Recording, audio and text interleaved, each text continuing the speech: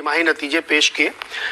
तिमाही दर तिमाही अगर आप देखें तो इनका जो टोटल रेवेन्यू है वो ऑलमोस्ट फ्लैट है कंसोलिडेटेड बेसिस पे 1396 करोड़ पे, और मुनाफे में करीब 22-23% की ग्रोथ यहाँ पे देखने को मिली है। अगर आप साल दर साल इस नंबर को कंपेयर करेंगे तो आमदनी में करीब 27% की डी ग्रोथ है, मतलब नेगेटिव हुआ है, लेकिन प्रॉफिट में करीब 58-59% की ग्रोथ देखने को मिल रही है, मार्जिन इंप्रूव हुए। तो इस नतीजों को समझने के लिए, बातचीत करने के लिए हमारे साथ कंपनी के सीएमडी इरफान रजाक जी हमारे साथ हैं। रजाक साहब, बहुत बहुत स्वागत है आपका सीएनबीसी आवाज पे। जो नंबर्स है खासतौर पे रेवेन्यू वाले, वो थोड़ा एक्सप्लेन करिए। नमस्कार।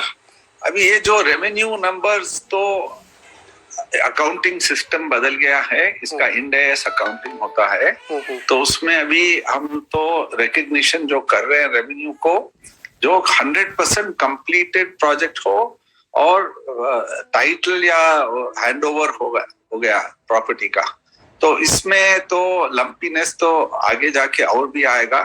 तो इधर जो हमें देखना है, ये सेल्स फिगर देखना है, क्वार्टर ऑन क्वार्टर क्या सेल्स होते हैं, तो इस सेल से ही रेवेन्यू आगे जाके हमें मुनाफा और रेवेन्यू आएगा। और इस क्वार्टर में कंपनी ने सबसे बढ़िया सेल्स की है, 4275 करोड़। एंड ये सेल्स कोई दूसरी लिस्टेड कंपनी या मेरे ख्याल में कोई दूसरी रियल एस्टेट कंपनी नहीं की है, ये हमारा भी हाईएस्ट है। और ये 4275 करोड़ जो हुआ है सेल्स इस क्वार्टर में, उसको सस्टेन करने में भी हमें दिक्कत होगी, but it's like a record. इस सेल्स से हमें इस साल को हम 10,000 करोड़ में कंप्लीट करने की हमें उम्मीद है। सो दिस इज, ये जो हमारा कंपनी के टीम ने की है, इससे हमें बड़ी प्रशंसा मिली है।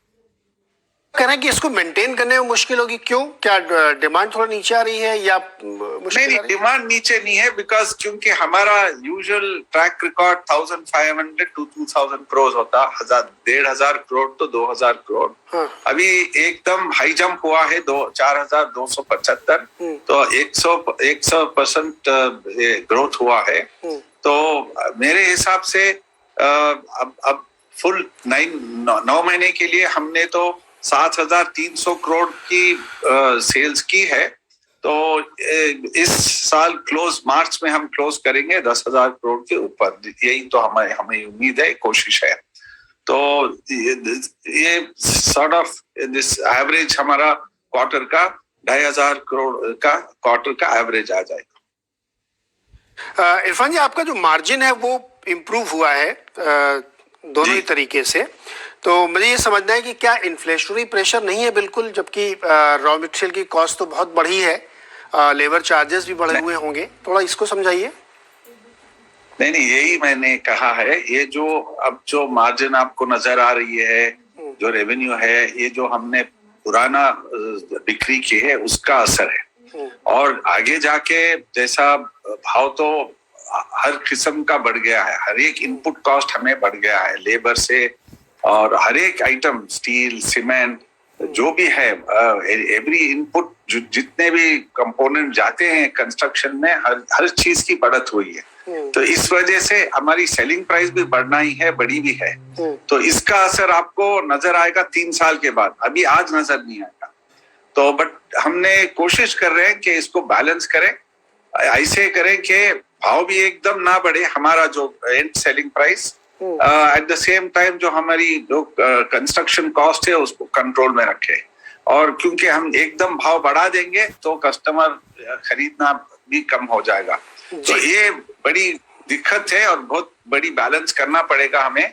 कोशिश तो जारी है, हम कर लेंगे। और क्योंकि बॉटम लाइन मार्जिन मेंटेन नहीं किए और सिर्फ कैश फ्लो पे काम किए तो वो भी नहीं चलेगा, क्योंकि लास्ट में शेयर होल्डर्स को भी हम बॉटम लाइन भी दिखाना चाहिए।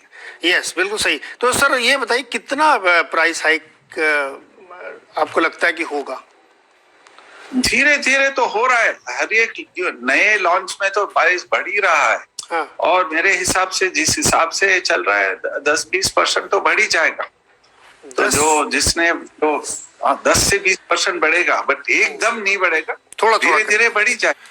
हाँ, थोड़ा थोड़ा करके बढ़ेगा, बिकॉज जैसा जैसा हम आगे चलेंगे, जैसा नई नई इन्वेंट्री आएगी, क्योंकि कॉस्ट तो बढ़ रहा है, कॉस्ट तो 30% बढ़ गया है, इस पे हमारा 18% जीएसटी भी है, और जीएसटी में हमें इनपुट क्रेडिट नहीं मिल रहा है, तो वो कॉस्ट भी हमें अब्सॉर्ब करना पड़ रहा है।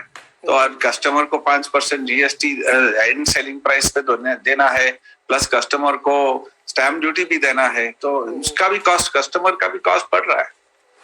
एक्चुअली और साउथ का मार्केट तो वैसे ही, जिस इलाके में आप लोग बड़े प्लेयर हैं वहाँ पे एक सेटल्ड मार्केट है, लेकिन हाँ 10-20% तक अगर प्राइस हाइक हो रही है तो ये काफ़ी बड़ा इजाफा है अगर 70-75 लाख का टिकट साइज ले। सर एक जनरल सवाल है, इंडस्ट्री वाइड या आप अपने अनुभव से बताएं, पर स्क्वायर फीट क्या कॉस्ट आती है साउथ के मार्केट में जहाँ आप लोग प्ले कर रहे हैं, खासतौर पर हैदराबाद, चेन्नई, बंगलुरु टाइप में?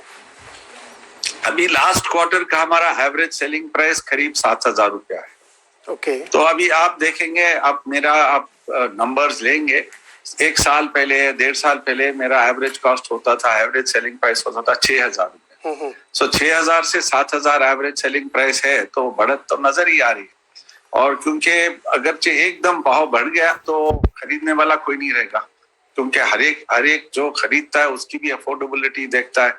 आज बिक्री है क्योंकि लोकेशन अच्छा चाहिए, प्रोडक्ट अच्छा चाहिए, इंटरेस्ट रेट कम है, और कस्टमर खरीद रहा है, बिकॉज उसको, कस्टमर को भी पता है कि भी जितना वो वेट करेगा, जितना इंतजार करेगा, उतना उसको ज्यादा ही देना पड़ेगा, कम तो नहीं होगा भाव। राइट, बिल्कुल सही कहा आपने इरफान सर, क्योंकि इंटरेस्ट रेट साइकिल अब शायद अपवर्ड होने वाला है और डिमांड का इस पर असर पड़ेगा, और आप कह रहे हैं कि इनपुट कॉस्ट तो बढ़ ही रही है, धीरे धीरे इंक्रीज हो रहा है, तो ये एक बहुत ही ट्रिकी सिचुएशन है इस समय कि कैसे मार्केट बिहेव करेगा। लेकिन बहुत बहुत शुक्रिया सर हमारे साथ, और आपने एक अच्छा गाइडेंस दिया कि 10,000 करोड़ आप करेंगे और बॉटम लाइन भी दिखाना जरूरी है इन्वेस्टर के लिए। बहुत बहुत शुक्रिया और शुभकामनाएं नेक्स्ट क्वार्टर के लिए।